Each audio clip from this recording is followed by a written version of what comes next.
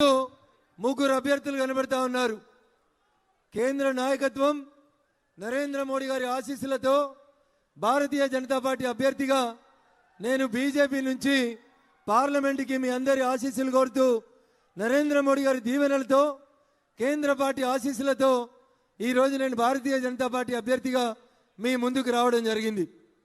ఇంకో పక్క 10 సంవత్సరాలు ఈ రాష్ట్రాన్ని దోచుకొని దొరికిన కాడికి ప్రతి భూమిని అమ్ముకొని ధరణి పేరు మీద ప్రాజెక్టుల నిర్వహణ పేరిట అనేక రకాలైనటువంటి అవకతవకలు చేసి తను చేసిన తప్పుడు పనులని కప్పిపుచ్చుకోవడానికి చివరి దశలో కేసీఆర్ గారి కాళ్ళు మొక్కి కలెక్టర్ ఉద్యోగానికి రాజీనామా చేసి 2021లో ఎమ్మెల్సీ అయినటువంటి వెంకట్రామరెడ్డి గారు ఇంకో పక్క బీఆర్ఎస్ పార్టీ అభ్యర్థిగా వస్తూ ఉన్నాడు. ఒకసారి ఆలోచించాలి, వెంకట్రామరెడ్డి గారు ఏం చెప్తా ఉన్నాడు? నేను ఈ జిల్లాకి బాగా సేవ చేసిన, కలెక్టర్గా పనిచేసిన, 10 ఏళ్ళు నేను కలెక్టర్గా పనిచేస్తే మీ అందరి కష్టాలు తీరేలాగా మీ అందరి బిడ్డగా పనిచేసిన అని చెప్తున్నాడు. ఒక్కసారి మనం వెంకట్రామరెడ్డి గారిని ఈ మీటింగ్ తర్వాత ఇంటికి పోయిన తర్వాత ప్రతి కసీర్కాడ ఒక పంచాయతీ పెట్టి అడగాలి. ముఖ్యంగా మా దుబ్బాక నియోజకవర్గం మల్లన్న సాగర్ ముంపు గ్రామాలు ఆ రైతన్నలు ఒక ప్రశ్న అడగాలి. వేములగట్ గ్రామంలో మల్లారెడ్డి అనేటువంటి రైతు తన తల్లిదండ్రులు కట్టించినటువంటి ఇంటి వాసాలని పైనున్నటువంటి దులాలని సెంటర్లో పెట్టి చితిగా వేర్చుకొని పెట్రోల్ పోసుకొని తనను తను తగలబెట్టుకున్నటువంటి మల్లారెడ్డి చావుకి కారణం ఈ వెంకట్రామరెడ్డి. అవునా కాదా మనం ఒకసారి చర్చ పెట్టాలి. గ్రామాల్లో ప్రాజెక్టులు కట్టొద్దా అంటున్నారు. ప్రాజెక్టులు కట్టొద్దని బీజేపీ చెప్పలే. కేసీఆర్ ముఖ్యమంత్రి అయ్యే కంటే ముందే ఈ దేశంలో చాలా మంది ముఖ్యమంత్రులు చాలా ప్రాజెక్టులు కట్టిర్రు. కానీ రైతుల ఉసురు తీసుకోలే, రైతుల్ని గోసపోసుకోలే, అర్ధరాత్రి పోలీసు వాళ్ళని పెట్టి ఈ రకంగా ఊర్లు ఖాళీ చేయలేదు. ఒక్క చంద్రశేఖరరావు గారి హయాంలోనే కాంట్రాక్టర్లకు దోచిపెట్టేందుకు రంగనాయక్ సాగర్ పేరు మీద, మల్లన్న సాగర్ పేరు మీద, కొండపోచమ్మ సాగర్ పేరిట ఏం జరిగిందో సిద్దిపేట జిల్లా ప్రజలందరికీ తెలుసు. ప్రాజెక్టుల కోసం రాత్రి పోలీసు వాళ్ళని పెట్టి, జామర్లు పెట్టి, ఊర్లకు ఊర్లు డీసీఎంలు పెట్టి జనాలను ఖాళీ చేయించినటువంటి మూర్ఖుడు ఎవడంటే వెంకట్రామరెడ్డి తప్ప ఇంకొకటి కాదు. ఏం చెప్తుండయన? నన్ను ఎంపీగా గెలిపిండ్రి, 100 కోట్లు పెట్టి స్కూళ్ళు పెడతా, 100 కోట్లు పెట్టి కాలేజీలు పెడతా అంటుండు. ఒకటి ఆలోచించాలి, మనం ఒకటి అడగాలి దయచేసి. 2021లో వెంకట్రామరెడ్డి చంద్రశేఖరరావు కాలు మొక్తే 2021లో ఎమ్మెల్సీ అయిండు వెంకట్రామరెడ్డి. వెంకట్రామరెడ్డి ఇలా కొత్తగా రాజకీయాలకు వస్తలేడు. వెంకట్రామరెడ్డి 2021లోనే ఈ జిల్లా కలెక్టర్గా ఉండి కేసీఆర్ కాళ్ళు మొక్కిపోయి ఆడ ఎమ్మెల్సీ అయి కూర్చున్నాడు. వెంకట్రామరెడ్డి గారు 2021లో గెలిచినావు కదా, నీకు నిజంగా మెదక్ జిల్లా ప్రజల మీద ప్రేమ ఉంటే, మెదక్ జిల్లా రైతాంగం మీద నీకేమైనా సద్భావన ఉంటే 2021, 2022, 2023 ఇలా 2024లో ఉన్నాం. ఈ 3 ఏళ్ల కోలే కనీసం 3 రూపాయలు మెదక్ జిల్లాకి ఎందుకు ఖర్చు పెట్టలేదని అడుగుదామా వద్దా? అడగాలనా వద్దా? ఎవరిని అడగాలి? వెంకట్రామరెడ్డిని అడగాలి, హరీష్ రావుని అడగాలి, కేసీఆర్ని అడగాలి. 3 రోజుల కింద కేసీఆర్ ఓ యొక్క టీవీ ఛానల్లో కూర్చొని ఓ మాట చెప్పిండు. ఏమన్నాడు? 0 లేదా 1 సీట్ వస్తుందో అని చెప్పిండు. వాళ్ళకు వస్తుందని చెప్పబోయి బీజేపీకి 0 లేదు 1 వస్తుందని చెప్పిండు. ఎవరికి వస్తాయి తెలంగాణలో సీట్లు? ఎవరికి వస్తాయి? ఎవరికి వస్తాయి? కొంచెం గట్టిగా చెప్పాలి, కేసీఆర్కి వినబడాలి. ఎవరు గెలుస్తారు తెలంగాణలో? ఏ పార్టీ గెలుస్తుంది? ఎవరు మన నాయకుడు? ఎవరు ఈ దేశ ప్రధాని? ఎవరు కావాలి ఈ దేశానికి ప్రధానమంత్రి? ఎవరు కావాలి? వినబడదా? ఫామ్ హౌస్ దాకా గింతేనా సిద్దిపేటలో బలం? జర గట్టిగా చెప్పాలి. ఎవరు కావాలి మనకు ప్రధానమంత్రి? ఎవరు కావాలి? ఎవరు కావాలి? సిద్దిపేటకు రైలు ఎవరిచ్చిర్రు? సిద్దిపేటకు రైలు ఇచ్చిన మోడీ బొమ్మను తన్నిన మూర్ఖుడెవడు? తన్నిన మూర్ఖుడెవడు? తిన్న పల్లెంలో మలమూత్రం విసర్జన చేసిన మూర్ఖుడు ఎవడంటే ఎవడు? ఎవడు? సిద్దిపేట ఎమ్మెల్యే బీజేపీ అయినా కాదు, గజ్వేల్ ఎమ్మెల్యే బీజేపీ అయినా కాదు. ఎవరిచ్చిర్రు గజ్వేల్కి రైలు? ఎవరిచ్చిర్రు? సిద్దిపేటకు రైలు ఎవరిచ్చిర్రు? మరి ఇవన్నీ మర్చిపోయి టీవీ స్క్రీన్ మీద మోడీ గారి బొమ్మ కనబడితే తన్నిన మూర్ఖుడు ఎవరు? ఎవరు? ఒకవేళ మీలాగా అధికారం ఉందని మేము తప్పు పని చేయాలనుకుంటే హరీష్ రావు ఒక్కరోజు కూడా నువ్వు ఈ ఊర్లో తిరగకపోతుంటివి. అయినా మేము ఏ రోజు కూడా ప్రజాస్వామ్య స్ఫూర్తికి భిన్నంగా పనిచేయలేదు. ఒకవేళ హరీష్ రావు మీద సిద్దిపేట వాళ్ళకు ప్రేమ ఉంటే మొన్న 2023లో నవంబర్ డిసెంబర్లో రిజల్ట్ వచ్చినప్పుడు కాంగ్రెస్ పార్టీకి ఒక ఆయన పోటీ చేసిండు, పూజల హరికృష్ణ అని. 20,000 రాలే తమ్మునికి, ఓడిపోయిండు పాపం. కానీ ఇలా రోజు సిద్దిపేటలో రోడ్లకి మోరీలకి ఎవరు కొబ్బరికాయలు కొడుతురు? పూజల హరికృష్ణ కొబ్బరికాయ కొడుతుండు. 30 మంది కౌన్సిలర్లు ఉన్నారు. ఒక్కడన్న పోయి మా ఎమ్మెల్యే రాకుండా ఎట్లా కొబ్బరికాయ కొడతావని ఒక్కడన్న అడ్డం పోయిందా? పోలేదంటే హరీష్ రావు మీద సిద్దిపేట వాళ్ళకి ప్రేమ ఉన్నదా, కోపం ఉన్నదా, భయం ఉన్నదా అనేది ఒకసారి అర్థం చేసుకోవాలి. ఇలా అధికారం పోయింది, హరీష్ రావు సిద్దిపేటకు వస్తలేడు. ఎందుకంటే పోలీసు వాళ్ళు గౌరవిస్తలేరు. ఆయనకు వంత పాడే సురేందర్ రెడ్డి లేడు. ఉన్నాడా సురేందర్ రెడ్డి? ఉన్నాడా? ఉన్నాడా సురేందర్ రెడ్డి? హరీష్ రావు అడుగులకి మడుగులెత్తే పోలీసు వాళ్ళు ఉన్నారా? ఇప్పుడు ఉన్నారా? అందుకని హరీష్ రావు కూడా వస్తలేడు. వస్తే కూడా అప్పుడప్పుడు మెల్లగా ఇట్లా వచ్చి సాటుకెళ్ళి వచ్చి సాటుకు పోతా ఉన్నాడు. అంతేనా? అందుకని భారతీయ జనతా పార్టీ నాయకులకి, కార్యకర్తలకు నేను సవినయంగా ఒకటే విజ్ఞప్తి చేస్తా ఉన్నా. సిద్దిపేట భయంలోంచి బయటికి వచ్చింది. సిద్దిపేట ఇయ్యలో 40 ఏళ్లుగా 1985లో చంద్రశేఖరరావు గెలిచిన నాటి నుంచి ఇయ్యాలటి దాకా ఒకటే కుటుంబం సిద్దిపేటను దోసుకుంటే ఆ సిద్దిపేట ప్రజలు చంద్రశేఖరరావు గారి కుటుంబాన్ని, హరీష్ రావు గారిని వద్దనుకున్నారు. కాబట్టి ఇవాళ సిద్దిపేట గడ్డ మీద భారతీయ జనతా పార్టీ కోసం ఇంతమంది కార్యకర్తలు వచ్చి నినదించారు అనేది ఒక్కసారి మీరు అందరు కూడా గుర్తుంచుకోవాలి. చాలా మాట్లాడుతూ ఉన్నాడు హరీష్ రావు. నేను ఇవాళ రేవంత్ రెడ్డి కూడా బాగా మాట్లాడుతూ ఉన్నాడు. గంట కింద కాంగ్రెస్ పార్టీ గాంధీ భవన్ ముంగట ఓ బోర్డు పెట్టుకొని కూర్చున్నాడు రేవంత్ రెడ్డి. ఆ బోర్డులో నయవంచన అని హెడ్డింగ్ పెట్టిండు. నయవంచన అనే పదానికి పర్యాయ పదం ఎవరంటే ఈ దేశంలో కాంగ్రెస్ పార్టీ తప్ప ఇంకొక పార్టీ కాదు. దేశానికి స్వతంత్రం వచ్చినప్పటి నుంచి ఈ దేశంలో మెజారిటీ ప్రజలని వంచింది ఎవరంటే కాంగ్రెస్ పార్టీ తప్ప ఇంకొకరు కాదు. ఒక దేశానికి 2 రాజ్యాంగాలు, 2 ప్రధానమంత్రులు, 2 జెండాలు, 2 ప్రైమ్ మినిస్టర్లు ఉంటారని చెప్పి ఈ దేశ ప్రజలని వంచినటువంటి పార్టీ కాంగ్రెస్ పార్టీ. ఆ కాంగ్రెస్ పార్టీ ఆఫీస్ ముంగట నయవంచన అని ఒక బోర్డు పెట్టుకొని రేవంత్ రెడ్డి కూర్చొని ధర్నా చేస్తున్నట్టు నాటకం చేస్తుండు. నేను సిద్దిపేట గడ్డ మీదకి వెళ్ళి రేవంత్ రెడ్డి గారిని అడుగుతున్నా, ఎన్నికలు అయిపోగానే డిసెంబర్ 9వ తారీఖు నేను ముఖ్యమంత్రి అయితే వెంటనే ప్రతి రైతుకి 2 లక్షలు రైతు రుణమాఫీ చేస్తా అన్నాడు. అయిందా రుణమాఫీ? అయిందా రుణమాఫీ? ఇగో రేవంత్ రెడ్డి దీన్ని అంటారు నయవంచన. అంటే ఓట్లేయించుకొని గడ్డకెక్కి ముఖ్యమంత్రిగా ప్రమాణం చేసి 4 నెలలు అయితే కూడా 2 లక్షల రైతు రుణమాఫీ చేయలేదు కదా. ఇగో దీన్ని అంటారు రేవంత్ రెడ్డి గారు నయవంచన అని దీన్ని చెప్తారు. ఏం చెప్పిండు? పెద్ద కొడుకు 2,000 ఇస్తుండు, ముసలవ్వకిత్తే ముసలాయనకి ఇత్తలేడు. ఇంటికి 2 పింఛన్లు కావాలంటే ముసలవ్వకి ముసలాయనకి ఇద్దరికి మనిషికి 4,000 పింఛన్ కావాలంటే కాంగ్రెస్ పార్టీకి ఓటేయండి, వచ్చే డిసెంబర్ నుంచి మేము 4000 పింఛన్ ఇస్తా అన్నాడు. అక్క ఎవరికైనా 4000 పింఛన్ వచ్చిందా?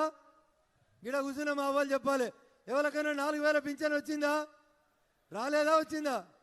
జర గట్టిగా చెప్పాలి, గిట్టి వచ్చేదాకా. 4000 పింఛన్ వచ్చిందా? రాలేదు. ఇగో రేవంత్ రెడ్డి దీన్ని అంటారు నయవంచన.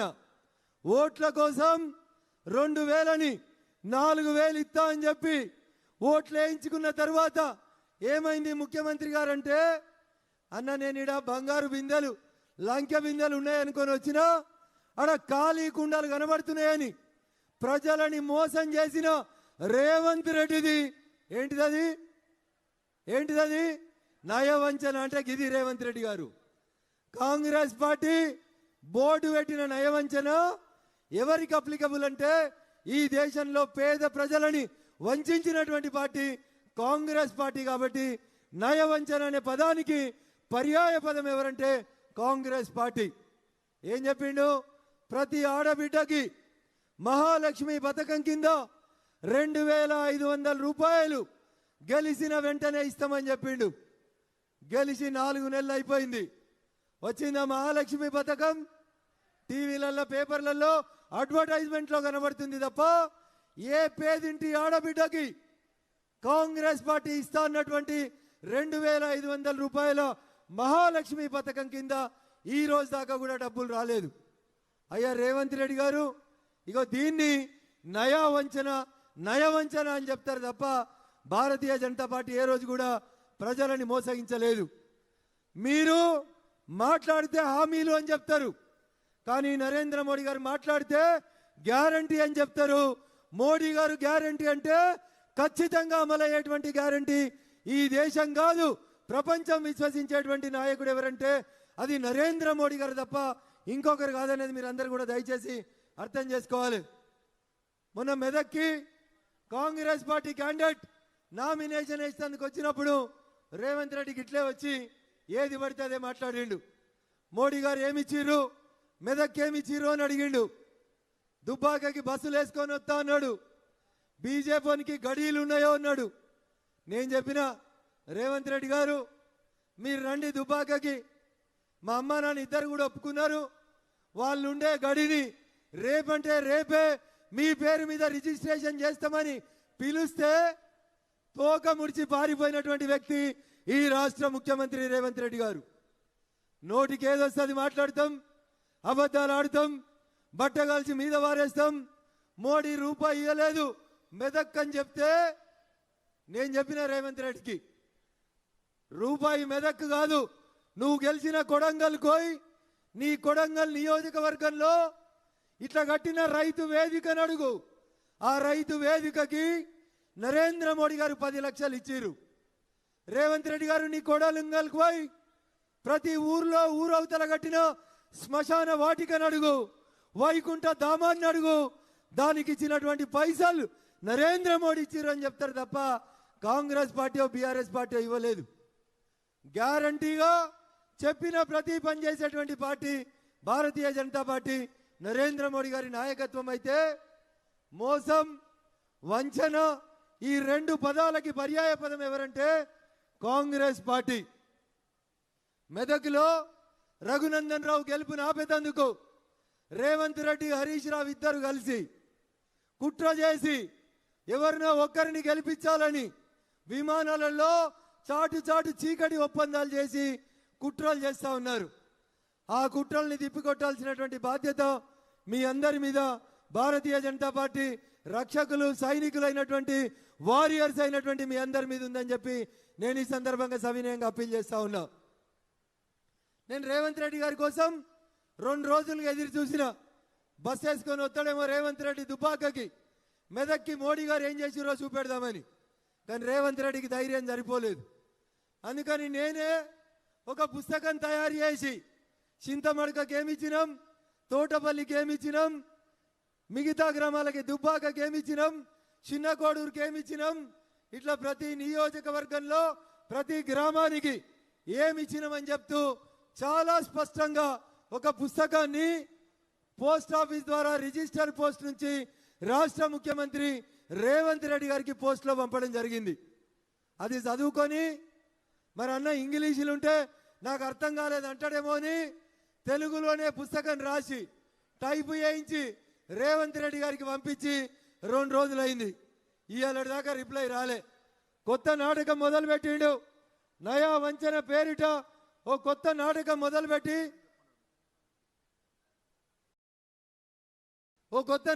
మొదలుపెట్టి గాంధీ భవన్ ముంగట మళ్ళేదో జెండాలు పెట్టుకొని కూర్చున్నారు.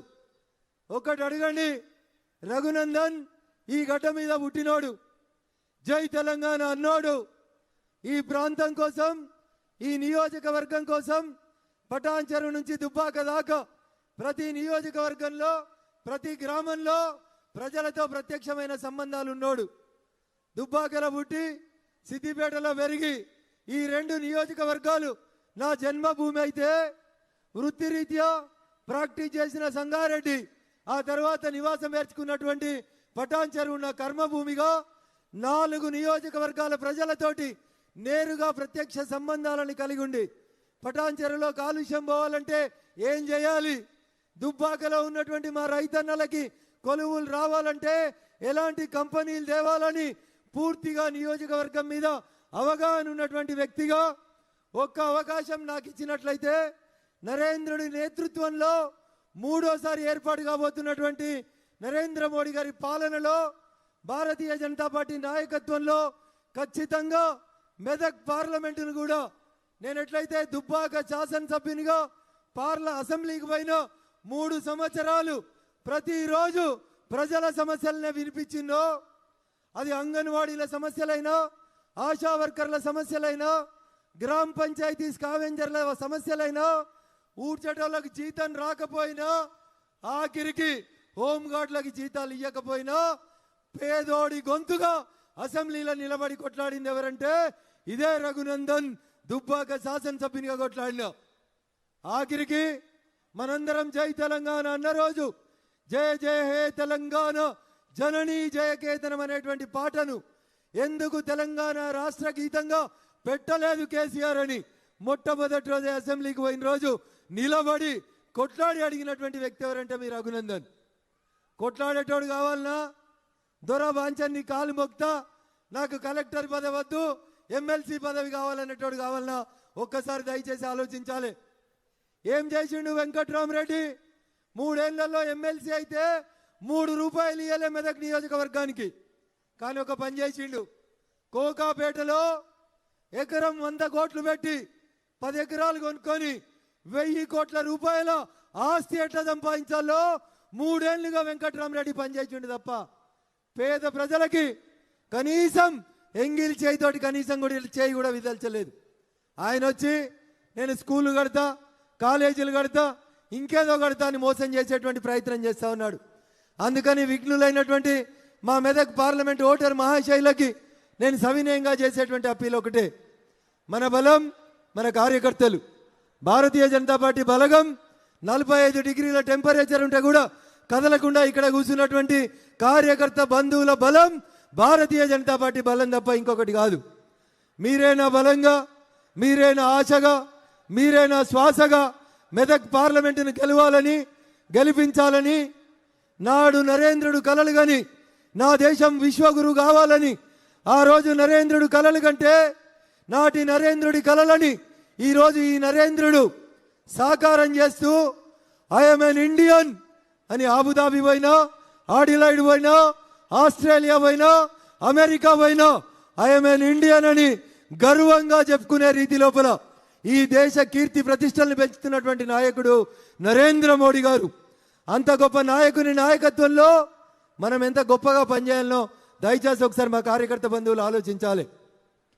ఇదే ఇంత ఎండలో వేరే పార్టీ వాళ్ళు మీటింగ్ పెట్టాలంటే కనీసం అది ఊహ కూడా అందదు, కుర్చీలు తప్ప ఏం మిగిలాయి. కానీ భారతీయ జనతా పార్టీ కార్యకర్తల కమిట్మెంట్, ఆత్మవిశ్వాసం ఎంత గొప్పదంటే మీకు అందరికీ తెలియదు, గుర్తు చేద్దాం అనుకుంటున్నా. 1985లో నిమ్మా నరసింహారెడ్డి గారు ఇదే సిద్దిపేట అసెంబ్లీ నుంచి భారతీయ జనతా పార్టీ ఎమ్మెల్యే అభ్యర్థిగా పోటీ చేస్తే 1985లో బీజేపీకి వచ్చిన ఓట్లు 19,000 ఓట్లు వచ్చినాయి. ఎన్ని వచ్చినాయి? 1985లోనే భారతీయ జనతా పార్టీ ఈ గడ్డ మీద అంత గొప్ప పెర్ఫార్మెన్స్ చేసింది. తుపాకులు పట్టుకొని ఇండ్లు వేల్చేస్తామని, చంపేస్తామని, కాషాయం కండువా దించుతావా చస్తావా అని బెదిరిస్తే బుల్లెట్లకు ఎదురొడ్డి నిలబడ్డటువంటి గడ్డ ఈ సిద్దిపేట గడ్డ. ఇది ఎప్పటి నుంచో కాషాయానికి అడ్డా తప్పితే ఇంకొకటి కాదని మీరు ఈ సందర్భంగా అర్థం చేసుకోవాలి. ఇంత గొప్ప చరిత్ర ఉన్నటువంటి ఈ ప్రాంతం నుంచి వచ్చినటువంటి మనందరం ఏమడుగుతున్నారు నరేంద్ర మోడీ గారు? ఈ దేశం బాగుండాలంటే 11వ స్థానంలో ఉన్న ఇండియన్ ఎకానమీని 5వ స్థానానికి తీసుకొచ్చినాను. ఇంకొకసారి గెలిపిస్తే భారతదేశ ఆర్థిక స్థితిగతులని ప్రపంచంలో 3వ స్థానానికి తీసుకొస్తాను. 2047 వరకు భారతదేశం ప్రపంచానికి విశ్వగురువుని చేస్తానని చెప్తున్నటువంటి నాయకుడు నరేంద్ర మోడీ గారు. అంత గొప్ప నాయకుని నాయకత్వంలో పనిచేసేటువంటి అదృష్టం మనందరికీ లభించింది. ఆ రోజు అద్వానీ గారి నాయకత్వంలో రామ మందిరం కోసం జరిగిన రథయాత్రలో మనం పాల్గొనకపోవచ్చు, కానీ ఈరోజు నరేంద్రుడి నాయకత్వంలో అయోధ్యలో నిర్మించబడినటువంటి బాలరాముణ్ణి మీలో చాలా మంది ఇప్పటికే దర్శించుకున్నారు. మెదక్ పార్లమెంట్ సభ్యునిగా ఎన్నికలు పూర్తయిన తరువాత సిద్దిపేట కూడా రైలు వచ్చిందన్నా తప్పకుండా సిద్దిపేటలో రైలు ఎక్కి అయోధ్యకు పోయి ఆ రాముని దర్శనాన్ని చేసుకొని వద్దామని చెప్పి నేను ఈ సందర్భంగా మీకు అందరికీ తెలియజేస్తా ఉన్నా. 500 సంవత్సరాలుగా ఇట్లా టెంట్లో ఉండే మన రాములోరు యాడుండే టెంట్లో ఉన్నటువంటి రాములోరికి నీడ కల్పించిండు నరేంద్ర మోడీ గారు. స్వార్థం లేదు. అద్వానీ గారు మాట చెప్పిండ్రు, రాములోరు తన గుడిలో ప్రాణ ప్రతిష్ఠ కార్యక్రమాన్ని నరేంద్ర మోడీ గారి చేతుల మీద జరగాలని కోరుకున్నాడేమో, బహుశా అవకాశం ఆ రాముడే నరేంద్ర మోడీకి ఇచ్చిండు అని చెప్పిండు. అంత గొప్ప నాయకత్వం నరేంద్ర మోడీ గారి నాయకత్వం. కాశ్మీర్ నుంచి కన్యాకుమారి దాకా ప్రజలందరూ కూడా మరొకసారి నరేంద్ర మోడీ గారు గెలవాలని, 400 సీట్లు రావాలని కోరుకుంటారు. ఇందాక మిత్రుడు భాష చెప్పినట్టు ఈడొకలు ఆడొకలు కొందరు మొరుగుడు మొదలు పెట్టిరు. 400 వస్తే రిజర్వేషన్లు తీసేస్తారు, 400 వస్తే రాజ్యాంగం మారుస్తారని వాళ్ళకి మనం అందరం చెప్పాలి. ఉన్న రిజర్వేషన్లు ఉన్నది ఉన్నట్టుగా ఉండంగానే అగ్రవర్ణాల పేదలకి 10% ఈడబ్ల్యూఎస్ రిజర్వేషన్లు కూడా తెచ్చిండు నరేంద్ర మోడీ తప్ప ఈ దేశంలో ఏ ఒక్కరికి కూడా ఇప్పటిదాకా 1% కూడా రిజర్వేషన్ తొలగించినటువంటి నాయకుడు నరేంద్ర మోడీ గారు. బీసీ కమిషన్కు చట్టబద్ధత తెచ్చిండ్రు. 27 మందిని కేంద్రంలో బీసీలను మంత్రులను చేసినటువంటి నాయకుడు నరేంద్ర మోడీ గారు. చంద్రశేఖరరావు ఇద్దరికే ఇచ్చిండు, రేవంత్ రెడ్డి కూడా ఇద్దరికే ఇచ్చిండు.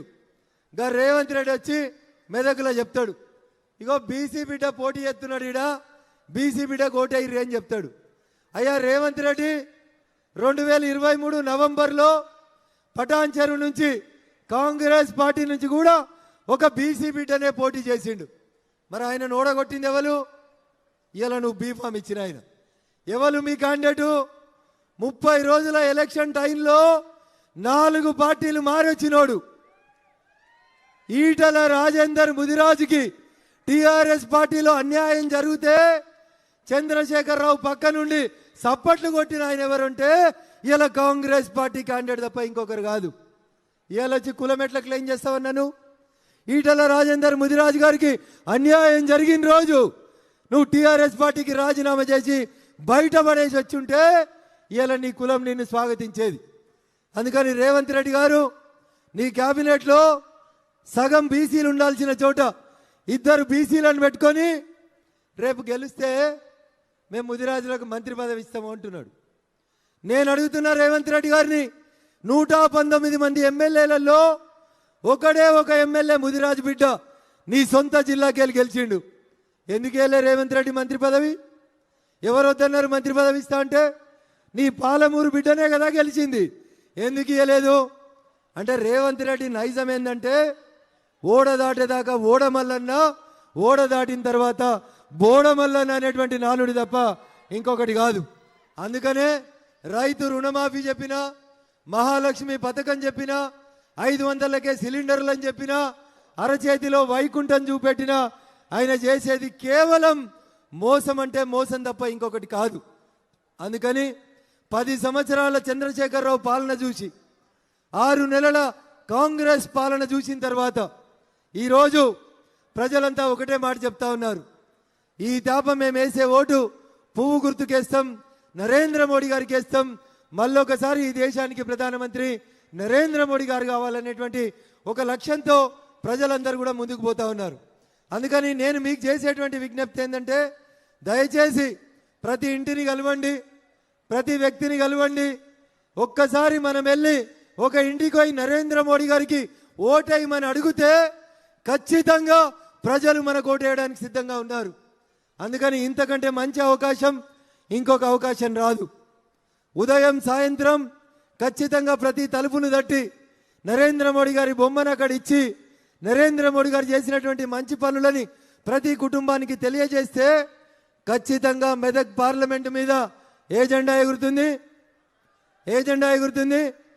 కొంచెం గట్టిగా చెప్పాలి. నాకు తెలుసు మీకు అందరికి ఆకలి అవుతుంది, కానీ అమిత్ షా గారు కూడా వచ్చేసి మైక్ వారికి హ్యాండ్ ఓవర్ చేస్తాను. ఒకసారి గట్టిగా చెప్పాలి. గెలిచేది ఎవరు? మెదక్ గెలిచేది ఎవరు? ఎవరు గెలుస్తారు? ఏ పార్టీ గెలుస్తుంది? ఎవరికి బహుమానం ఇవ్వాలి మనం? ఎవరికి? వినబడ్డదా? ఫామ్ హౌస్ దాకా పాప నడవనే వస్తలేదు, బస్ వేసుకొని బయలుదేరిండు. యాడికి? ఊర్లో పొంటి తిరుగుతాడట. ఒక మాట మనం ఊర్లలో చెప్పాలి.